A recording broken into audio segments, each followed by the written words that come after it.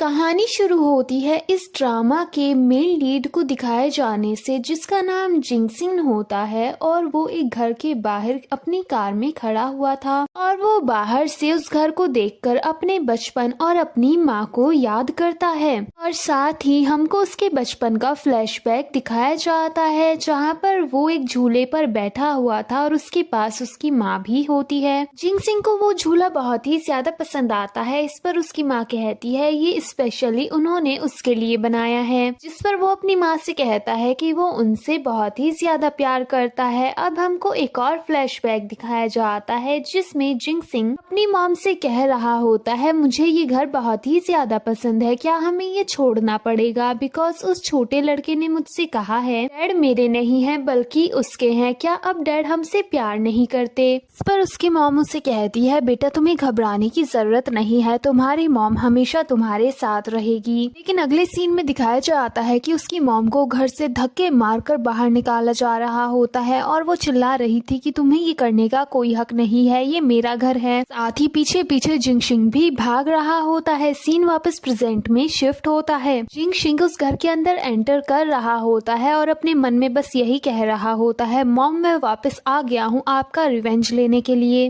अगले सीन में वो शाओ जो कि हमारी फीमेल लीड है उसको घर के बाहर निकाल देता है। शाओ कोई और नहीं बल्कि उसके डैड की ही डॉटर है। उसकी मॉम की वजह से जिंगसिंग के डैड ने उसकी मॉम को घर से बाहर निकाला था। शाओ लगातार बोल रही होती है मेरे साथ ऐसा मत करो, ये घर मुझे बहुत ही ज्यादा प्यारा है बिकॉज ये मेरे डैड का है। मेरे डैड के साथ यहाँ पर मेरी बहुत सारी यादें हैं, तुम इतने ज्यादा बुरे कैसे हो सकते हो? इस पर सामने से जिंगशिंग कहता है जरा देखो तो बुरा होने की बातें कौन कर रहा है, जिसने खुद सारी जिंदगी मेरे साथ इतना बुरा किया है। और वो अंदर चला जाता है। हमको रात का सीन दिखाया जाता है जहाँ बारिश हो रही थी और शाओ बारिश में ही भीग रही थी। वो बेचारी जमीन पर बैठी हुई थी। तभी जिंगशिंग उसे देखता है तो वो अम्ब्रेला लेकर वहाँ पर आ जाता है और कहता है तुम यहाँ पर क्यों बैठी हो, यहाँ से गई क्यों नहीं? इस पर शाओ से कहने लगती है प्लीज मुझे इस घर में रहने दो, यहाँ पर मेरे डैड के साथ मेरी बहुत सारी यादें हैं, इस घर को छोड़कर नहीं जाना चाहती। जो कुछ भी मुझे मेरे डैड ने दिया है मैं तुम्हें सब कुछ लौटा दूंगी, लेकिन ये बस घर मुझे दे दो और इसके लिए मैं कुछ भी करने को तैयार हूँ। इस पर वो कहता है ठीक है तुम कुछ भी करने के लिए तैयार हो। इस पर शाओ कहती है बेशक। इस पर जिंगशिंग कहता है तुम तो बहुत ज्यादा एक्साइटेड लग रही हो। इस पर वो कहती है ऐसा नहीं है। इस पर जिंगशिंग अपने अम्ब्रेला को फेंक कर शाओ को गोद में उठाकर अंदर ले जाता है और ये सीन यहीं पर कट हो जाता है। अगले सीन में हमको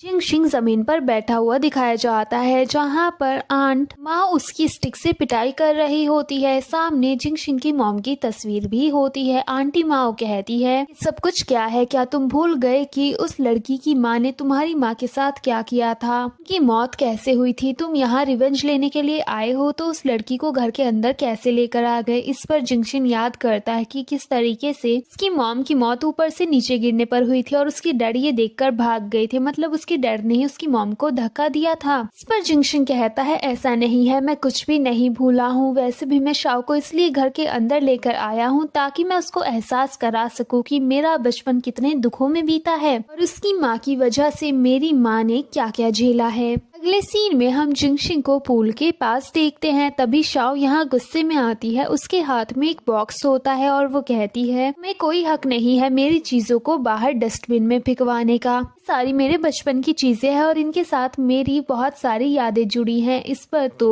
जिंगशिंग उसके टेडी को पूल में फेंक देता है, साथ ही सारे टॉयज को जमीन में फेंक देता है। शाओ उनको उठाने का ट्राई करती है लेकिन वो पूल में गिरने वाली होती है, जिस पर वो जिंगशिंग को पकड़ लेती है और वो भी पूल में गिर जाता है। शाओ की इस हरकत पर तो जिंगशिंग को इतना ज्यादा गुस्सा आता है कि वो उसके ऊपर चिल्लाना शुरू कर देता है और वो कहता है तुम मुझे सिड्यूस करने की कोशिश कर रही हो। इस पर शाओ कहती है ऐसा कुछ भी नहीं है, आप बहुत बड़ी गलतफहमी में हैं। लेकिन तो जिंगशिंग उसको बुरा भला कहना शुरू कर देता है और वो कहता है तुम्हारे डैड ने मेरी मॉम को धोखा दिया था, तुम भी अपने बाप और माँ जैसी हो। ये सुनकर शाओ को बहुत ज्यादा गुस्सा आता है और वो जिंगशिंग को एक थप्पड़ मारती है, पर लगने पर तो जिंगशिंग को बहुत ज्यादा गुस्सा आ जाता है और वो कहता है तुम्हारी हिम्मत कैसे हुई मुझे थप्पड़ मारने की? और वो उसको किस करता है, वो भी फोर्सफुली। इस पर तो शाओ को और गुस्सा आता है और वो उसे दोबारा से थप्पड़ मारती है और कहती है आइंदा मेरे साथ ऐसी हरकत करने की जुर्रत मत करना। लेकिन जिन शाओ तो फिर से उसे किस कर लेता है और कहता है आइंदा तुम भी मुझे थप्पड़ मारने की जुर्रत मत करना। इस पर तो शाओ कुछ भी नहीं कर पाती और वो गुस्से में वहाँ से चली जाती है। जिंगशिंग को भी बहुत ज्यादा गुस्सा आ रहा था और वो गुस्सा अपना पानी पर निकालता है।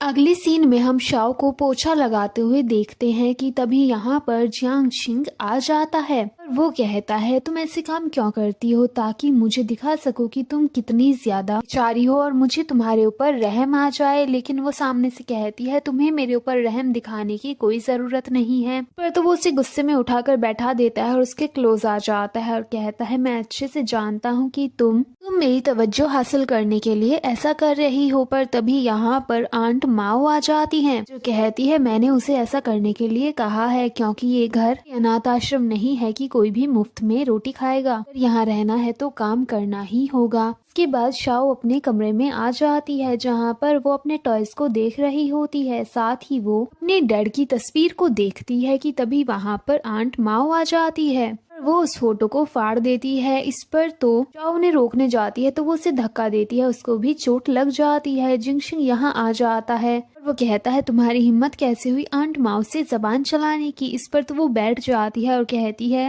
मुझे ये घर बहुत ही ज्यादा प्यारा है क्योंकि मेरे डैड यहाँ पर रहे थे, उनके साथ मेरी बहुत सारी यादें हैं। यहाँ काम कर रही हूँ ताकि मैं यहाँ रह सकूँ। इसका मतलब ये नहीं है कि आप मेरे साथ इतना जुल्म करेंगे, आप मेरी सभी चीजों को तबाह कर देंगे। मेरे साथ ऐसा नहीं करो। जिंगशिंग यहाँ पर शाओ के हाथ की चोट को भी नोटिस करता है जिसके बाद वो आंट माओ को लेकर वहाँ से चला जाता है। इसके बाद शाओ काफी ज्यादा रोती है और वो रोते हुए उन तस्वीर के टुकड़ों को जोड़ने की कोशिश कर रही थी। अगले सीन में हमको दिखाया जाता है कि जिंगशिंग शाओ को अपने स्टडी रूम में बुलाता है। वो वहां आती है और कहती है बताओ क्या हुआ। जिस पर वो कहता है क्या तुमने यहाँ की क्लीनिंग कर दी है। इस पर वो हाँ में जवाब देती है और वहां से जाने लगती है। जिस पर वो उसे रोकता है और वहां पर रखी हुई दवाई की शीशी को कहता है इसे अपने साथ ले जाओ। उसे उठाती है और वहां से जाने लगती है। फिर सोचती है इसने मुझे ये इसलिए दिया है क्योंकि मेरे हाथ में चोट लग गई थी। वो मुड़कर उसकी तरफ देखती है और फिर अपने मन में सोचती है ये सच में काइंड है या फिर इसके दिमाग में कुछ और ही चल रहा है। एंड देन वो वहाँ से चली जाती है।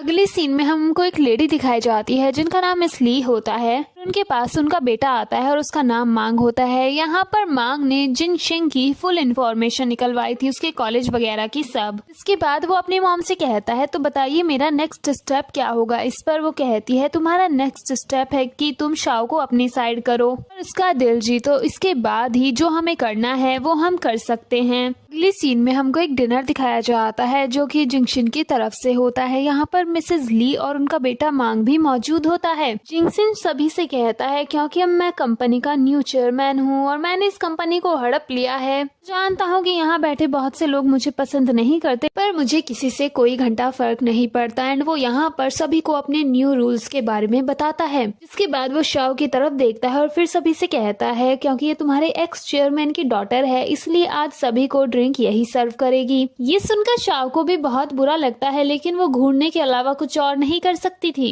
इसके बाद न चाहते हुए भी उसको सभी को ड्रिंक सर्व करनी पड़ती है। इसके बाद मिस ली शाओ से मिलती हैं और वो उसे हमदर्दी दिखाते हुए कहती हैं समझ सकती हूँ यहाँ पर तुम कितनी परेशानी झेल रही हो, मैं तुम्हारी मदद करना चाहती हूँ और अगर तुम वाकई में यहाँ से निकलना चाहती हो तो तुम्हें मेरी भी मदद करनी होगी। तुम्हें जिंगशिंग पर नजर रखनी होगी और उसकी एक एक खबर मुझे देनी होगी। इस पर शाओ अग्री कर जाती है और वहाँ से चली जाती है। इसके बाद मिसेस ली उस जगह को ध्यान से देख रही होती है और फिर हमको फ्लैशबैक दिखाया जाता है। यहाँ पर उन्होंने ही जिंगशिंग की मॉम को ऊपर से धक्का दिया था और उनकी मौत हो गई थी और फिर वो यहाँ से भाग जाती है और यहाँ पर आ जाते हैं शाओ के डैड और उन्हीं को जिंगशिंग देख लेता है और उसको गलतफहमी हो जाती है कि उन्होंने ऐसा किया है जबकि किया तो इस आंटी जी ने था। लेकिन तभी यहाँ पर जिंगशिंग आ जाता है और वो उनसे कहता है आप यहाँ क्या कर रही हैं, कहीं इस घर को मिस तो नहीं कर रही। जिस पर वो कहती है बिल्कुल भी नहीं एंड वहाँ से चली जाती है। के बाद हमको दिखाया जाता है कि मांग शाओ के पास आ जाता है और वो उसके शोल्डर पर हाथ रख के उससे बातें करने लगता है, उसको इम्प्रेस करने की कोशिश करता है। लेकिन तभी जिंगशिंग यहाँ पर आता है और उन दोनों को अलग करके शाओ को अपने साथ लेकर आ जाता है। वो साइड में आता है, वो बहुत ज्यादा गुस्से में होता है। वो उसे कहने लगता है कि वो तुम्हारा फायदा उठाना चाहता है लेकिन वो तो उल्टा उसी के ऊपर गुस्सा करने लगती है। इस पर तो जिंगशिन को बहुत ज्यादा गुस्सा आता है और वो उसे कहता है मेरी एक बात याद रखना, तुम सिर्फ और सिर्फ मेरी ही सर्वेंट बन सकती हो। एंड वो वहाँ से चला जाता है। अगले सीन में हमको दिखाया जाता है कि शाओ कंपनी में पहुँच जाती है, लेकिन एचआर उसको लेकर आ जाती है जिंगशिन के केबिन के बाहर और कहती है जाओ जाकर चेयरमैन को रिपोर्ट करो। इस पर तो शाओ सामने से कहती है चेयरमैन को रिपोर्ट, शायद आपको कोई गलतफहमी हुई है, मुझे तो डिजाइनिंग डिपार्टमेंट में जाना है। लेकिन एचआर उसे बताती है कि नहीं, यहाँ पर चेयरमैन की सेक्रेटरी की पोस्ट दी गई है, इसलिए अंदर जाओ और चेयरमैन को रिपोर्ट करो। यहाँ पर शाओ उसके साथ कंसल्ट कर ही रही होती है कि तभी जिंगशिन अपने केबिन से बाहर आ जाता है एंड वो कहता है आज तुम्हारा यहाँ पर पहला दिन है और पहले दिन ही तुम काम पर देरी से आई हो। इस पर वो कहती है मुझे डिजाइनिंग डिपार्टमेंट में जाना है। इस पर वो एचआर को वहाँ से जाने को कहता है एंड उससे कहता है पहले दिन ही तुम सारे रूल ब्रेक कर रही हो। इस पर तो शाओ को याद आती है कि मिस ली ने उससे क्या कहा था। इस पर वो सोचती है वैसे भी मुझे जिंगशिन पर ही तो नजर रखनी है और अगर मैं उसकी सेक्रेटरी रहती हूँ तो अच्छे से उसके ऊपर नजर रख पाऊंगी। इसके बाद वो जल्दी से उसके हाथ से फाइल को ले लेती है और ऑफर को एक्सेप्ट कर लेती है। अगले सीन में जिंगशिन उसे कहता है मेरा कोट पहनने में मदद करो बिकॉज मुझे पार्टी में जाना है और वो उसकी हेल्प भी करती है। अगले सीन में वो पार्टी से नशे में टल्ली होकर आता है एंड वो गुस्से में की तरफ देख रहा था एंड फिर वो अपने बचपन को याद करता है जब वो और शाओ एकदम बेस्ट वाले फ्रेंड हुआ करते थे। जब उसकी मॉम को वहाँ से निकाल दिया गया था, मतलब घर से भेज दिया गया था, तो यहाँ पर शाओ ही उसकी सबसे अच्छी दोस्त थी। उस शाओ के साथ ही टाइम स्पेंड किया करता था, अपनी बातें शेयर किया करता था। अब हमको घर के अंदर का सीन दिखाया जाता है जहाँ पर शाओ अपने रूम के अंदर आती है तो शॉक हो जाती है बिकॉज जिंगशिन उसके बेड पर सोया हुआ था। इस पर वो गुस्से में चिल्लाती है और जल्दी से उसको जगाती है और कहती है तुम यहाँ क्या कर रहे हो। जिंगशिन उसको कहता है मुझे माफ करना, मुझे लगा था कि ये मेरा रूम है, मैं अभी यहाँ से चला जाता हूँ। वो उठकर जाने लगता है कि तभी शाओ के फोन पर नोटिफिकेशन आती है। वो देखता है कि ये तो मांग का मैसेज है, जिसके बाद तो उसका गुस्सा 7वें आसमान पर पहुँच जाता है एंड वो शाओ के साथ झगड़ा करने लगता है कि तुम मेरे ऊपर नजर रख रही हो, मेरी सारी बातें उन्हें बता रही हो, तुम उन लोगों के साथ मिली हुई हो। एंड वो उसे गुस्से में खींचते हुए लेकर जाता है और स्टोर रूम में लॉक कर देता है। वो खुद भी दरवाजे के बाहर बैठ जाता है और फिर अपने बचपन को याद करने लगता है कि किस तरीके से जब उसे लॉक कर दिया जाता था तो शाओ ही उसकी मदद करने के लिए आती थी। अंदर शाओ भी बहुत ही ज्यादा रो रही होती है, मुझे बाहर निकालो चिल्ला रही होती है और फाइनली रो रो कर वो वहीं पर बैठ जाती है। जिसके बाद जिंगशिन दरवाजा खोलता है और फिर उसे उठाकर रूम में लेकर आता है। कि चेहरे को ही देखकर लग रहा था कि वो भी ऐसा करने के बाद कितना ज्यादा अफसोस में है, लेकिन वो कुछ नहीं कहता और चला जाता है। अगले सीन में हम जिंगशी को आंट माओ के पास देखते हैं जहाँ पर वो बहुत ही ज्यादा गुस्से में हो रही होती है और उसे याद दिला रही होती है कि उसकी मॉम के साथ क्या क्या हुआ था। साथ ही वो उसे ये भी कहती है कि कुछ भी हो जाए तुम्हारे दिल में उस लड़की के लिए कोई फीलिंग्स आनी नहीं चाहिए वरना तुम रिवेंज नहीं ले पाओगे। नेक्स्ट डे हम कंपनी में मिस ली को देखते हैं जो कि शाओ के साथ होती है और वो उसे ये कह रही होती है कि कुछ दिनों में वोटिंग होने वाली है और कंपनी का न्यू चेयरमैन चूज किया जाएगा। बेहतर होगा कि तुम सभी शेयर होल्डर से बात कर लो कि वो तुम्हें ही वोट करे, जिससे तुम ही कंपनी की चेयरवुमन बन जाओगी। लेकिन तभी यहाँ पर जिंगशिन आ जाता है और उनकी सारी बातें सुन लेता है एंड बेस्ट ऑफ लक कह के वहाँ से चला जाता है। इसके बाद शाओ सभी शेयर होल्डर्स के पास जाती है लेकिन सभी उसे साफ साफ मना कर देते हैं कि वो उसे सपोर्ट बिल्कुल नहीं करने वाले बिकॉज कोई भी जिंगशिन से दुश्मनी मोल नहीं लेना चाहता था। अगले दिन हमको वोटिंग डे दिखाया जाता है जहाँ पर वोट दिया जाना था और सभी यहाँ पर वोट देते हैं जिंगशिन को। इसके बाद वो जीत जाता है और वही कंपनी का चेयरमैन रहता है।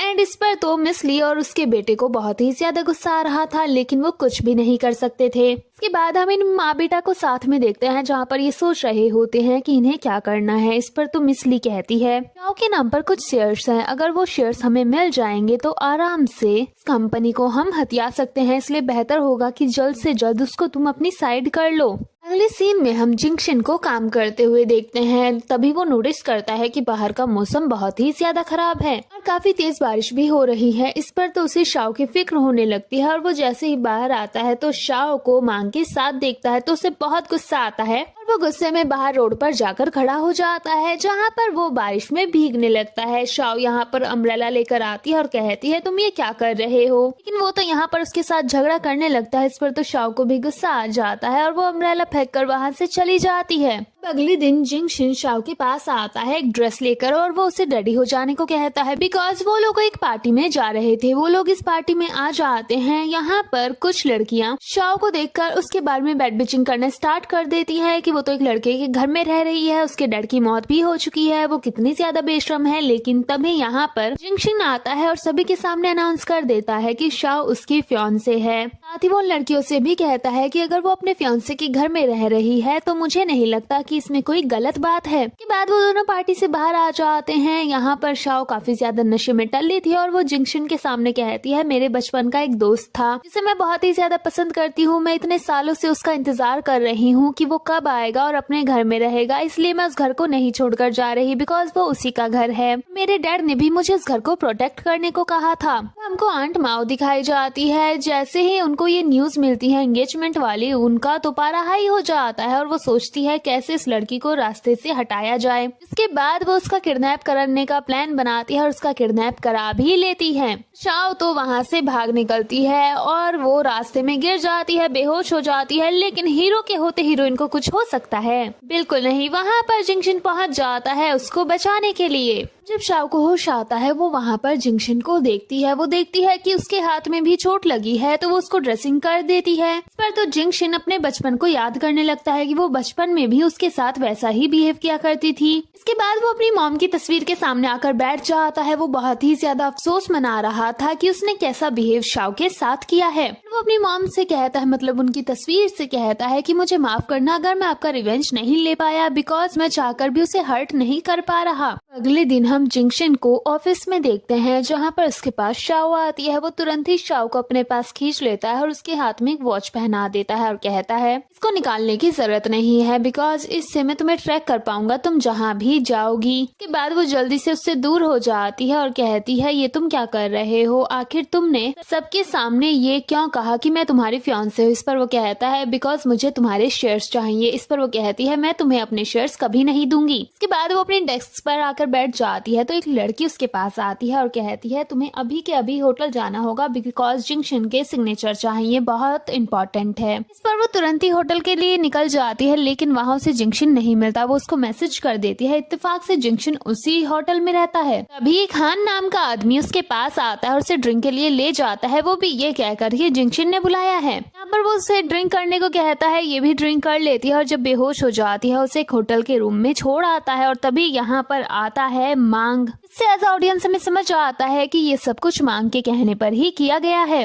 वो यहाँ पर फालतू की बकवास करने लगता है कि मैं तुमसे शादी करना चाहता हूँ बिकॉज मुझे तुम्हारे शेयर्स चाहिए। लेकिन जिंगशिन यहाँ आ जाता है, साथ ही उसने उसकी सारी बातें रिकॉर्ड भी कर ली थी। इसके बाद वो मांग को वहाँ से भगा देता है। अगले दिन कंपनी का सीन दिखाया जाता है जहाँ पर शाओ गुस्से में जिंगशिन के पास आती है और कहती है फिर तुमने मेरे साथ ऐसा क्यों किया, तुमने वहाँ पर मुझे बुलाया और फिर अब मेरी फोटोज वायरल हो रही हैं जिसमें हान नाम का आदमी मुझे तुम्हारे रूम तक लेकर जा रहा है। सब मुझको गालियाँ दे रहे हैं कि मैं अपने फियांसे को चीट कर रही हूँ। पर वो बताता है कि ये सब कुछ उसने नहीं किया है, जरूर ये किसी और का काम है और वो जल्द ही पता लगवा ले। दूसरी तरफ मांग बहुत ही ज्यादा डरा हुआ था, लेकिन उसकी मॉम कहती है तुम्हें घबराने की जरूरत नहीं है, तुम्हें कुछ भी नहीं होगा। एंड वो सारा इल्जाम हान के ऊपर ही डाल देती है और उसे कंपनी से फायर कर दिया जाता है। अगले सीन में हमें उसे ड्रिंक करते हुए देखते हैं कि यहाँ पर जिंगशिन आ जाता है और वो उसे रोकने लगता है कि तभी ये उसकी बॉडी पर एक निशान देखती है जो कि बचपन में उसकी दोस्त की बॉडी पर था। वो तुरंत ही कहने लगती है तुम तो मेरे फ्रेंड हो, पर वो साफ इनकार कर देता है और वहाँ से चला जाता है। लेकिन अब इसको चुल मच चुकी थी कि नहीं ये तो उसका दोस्त ही है, जिसके बाद वो पता लगाने के पीछे जुट जाती है। अगले दिन वो पीनट कॉफी उसे देने जाती है बिकॉज उसके दोस्त को पीनट से एलर्जी थी। हमारा हीरो भी चालाक निकलता है, वो अपने असिस्टेंट से उसे पी जाने को कहता है। असिस्टेंट कॉफी को पी जाता है और इसका प्लान फेल हो जाता है।